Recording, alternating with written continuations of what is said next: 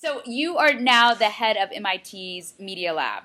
Do I have your title right? Because I'm going from So, memory. yeah, so the technical phrase is I have been named the new executive director of the MIT Media Lab. Hmm. My official start date will probably be sometime after the summer because there's Hmm. a bunch of process and transition stuff that we have to do. But I'm already kind of, I'm going there every month and kind of getting to know everybody and, you know, raising money and doing all the stuff. But I'm not sort of full time until then, and then probably until I am actually full time and on the ground, I don't feel like I can speak on behalf of the Media Lab because I don't really know enough about it. I feel like we're it's like love at first sight, and we're getting together, but I don't know enough to really tell you exactly how they feel. I Right. know how I feel. And they may change over time as they get to know you. Exactly, So exactly. why was this a job that you were interested in? I mean, you're not a guy who suffers for things to do. No, so when I first heard about it, which was from Megan Smith when I was at this Silicon Valley comes to Oxford conference, and she mentioned it. She'd been talking to Nicholas Negroponte. It sounded interesting, but I was like, oh wow, cool platform, good brand. I know a lot of people from there. Definitely interested. And when I visited, I was kind of intimidated by this, huge fancy building and the whole MIT thing. I don't have a college degree. What are they going to think?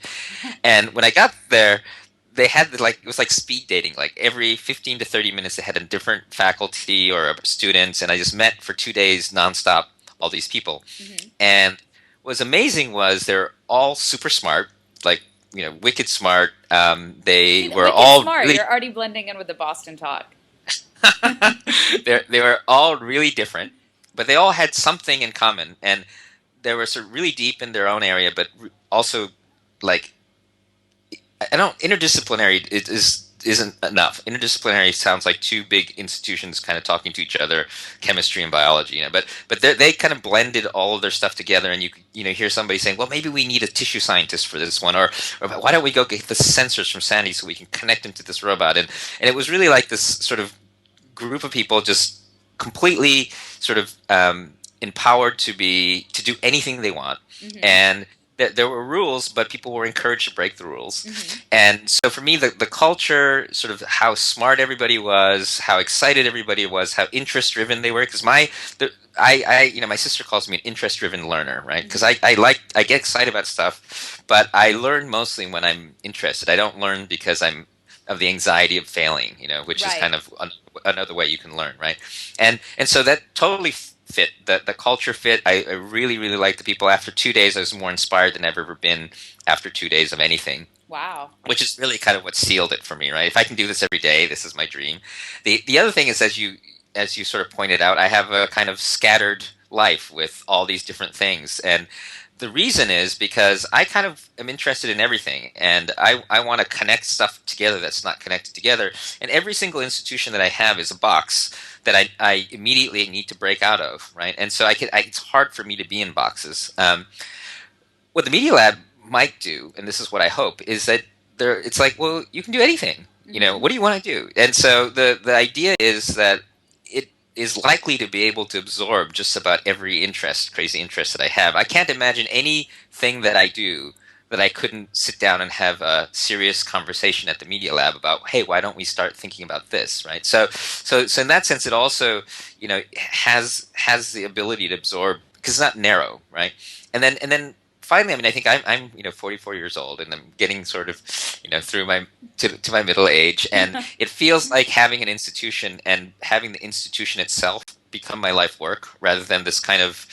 I mean, I love the network that I have, and it's somewhat amorphous, but it's always sort of out there, sort of stitched together. And Hmm. I feel like the Media Lab might be a place where the lab itself can be this sort of network Right. that I could really focus on. So maybe Uh-huh. focus for the first time. Is it a full-time job?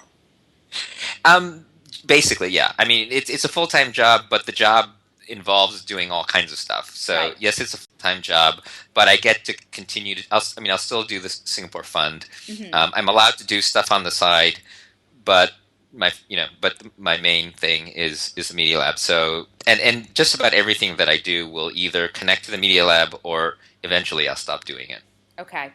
And what do you hope to accomplish? Like, if you could say, like, in one sentence, what, at the end of this experience, you would say, I'm really proud that I got that done. What would it be?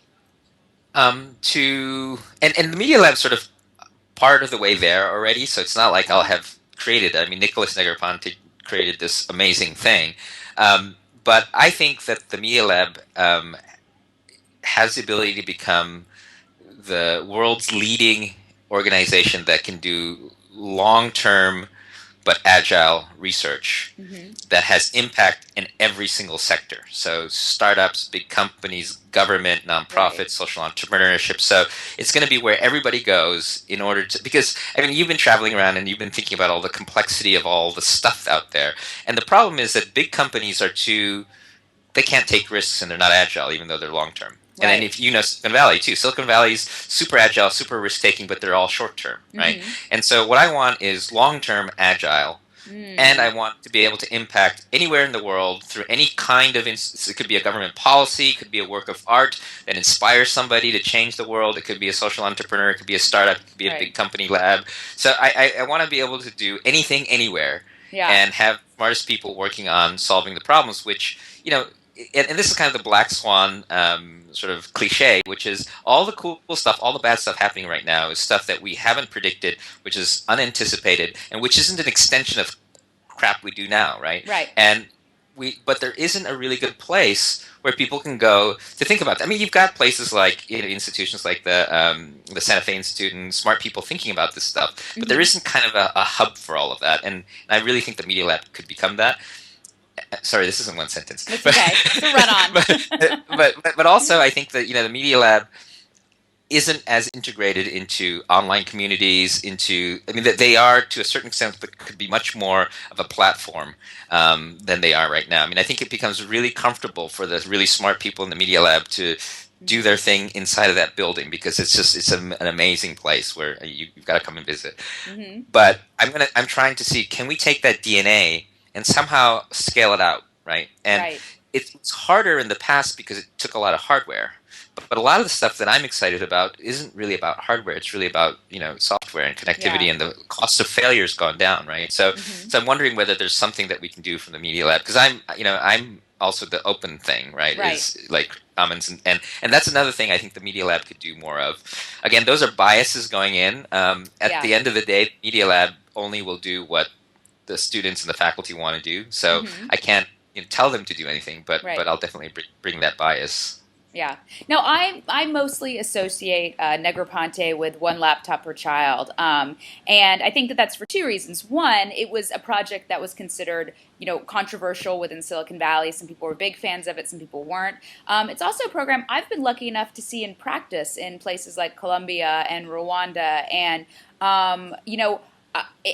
I kind of have a view that like it's obviously flawed, but like you know there's something a little distasteful about people in Silicon Valley sitting around discussing how good or how bad it isn't, and whether or not Intel's chips are in it, and whether or not it's about his Negroponte's ego, and all these sort of side things. When Hmm. the reality is, I've seen children using the internet for the first time and computers for the first time, and bringing that technology home, and like I kind of go with the kids. Like I don't so much care about the technology visionaries and what they think about it. I'm curious not only your view of the project, but sort of that broader vision of really, Silicon Valley is not very good at building technology solutions for poor people, whether it's poor people in the U.S. or poor people around the world. Is that something that you feel a sense of sort of mission with as well?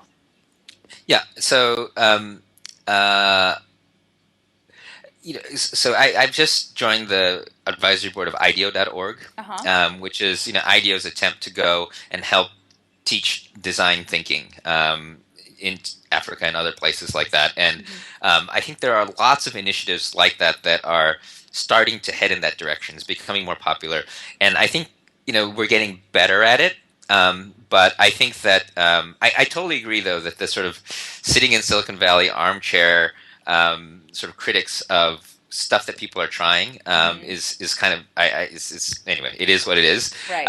I think that you got to see again. Getting back to my original point, you don't really know until you try it, Mm-hmm. right? And I remember I was on a jury with Olivieri Toscani, and there was this woman from Uganda, and there was a project at Ars Electronica, and it was about this network of people who were making clothes peer to peer and trading, buttons and stuff. And it was like a commerce site. It's a website for people who wanted to make clothes at home. Mm-hmm. And Olivieri said, "Oh, this is so," and this would never be interesting in Africa. This Yeah. is a rich person's idea." And the Right. woman from Uganda was like, "No, this would be perfect for us. Yeah. We'd love it." And to me, this kind of like, I mean, I love Olivieri. He's great and he's funny, but this kind of armchair liberal who Yeah. just sits in at home, whereas the people out there, you don't really know until you try it, and Well, that's the thing and about we're the one so laptop. divorced from that reality. We have no idea what's a luxury and what's a right. Exactly, and some of these kids, like I'm here in Dubai, I see some really, really, poor kids, and the main thing they want right now is a computer. Now, I mean, there are a lot of rich people in Dubai. There's a lot of poor people in Dubai.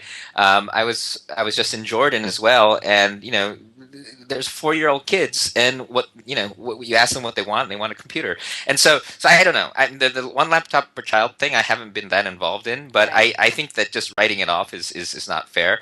I do think though that as we see a lot of these companies going public, and as you see some of the engineers and other people exiting with stock options and things like that, I do think, and I'm hoping that a new kind of philanthropy is going to happen. I Yeah. do see a lot of young sort of entrepreneurs going to these areas. And again, I mean, you've interviewed a lot of these people, but the funny thing is that, I mean, like when I was doing fundraising at Creative Commons, I realized this. I mean, you don't have to go to the CEOs of all these big companies. The second, third, fourth level down people are still multimillionaires, right? And they Right. can make a huge impact. And actually, they may be much more inclined to do so because they haven't gotten this kind of, whatever this. Social apparatus around them Right. that the CEOs have, and so I'm actually optimistic for the sort of midterm about what Silicon Valley can do for the rest of the world. But I definitely think that there's like you got to go first and Yeah. check it out before you can kind of criticize what other people are doing.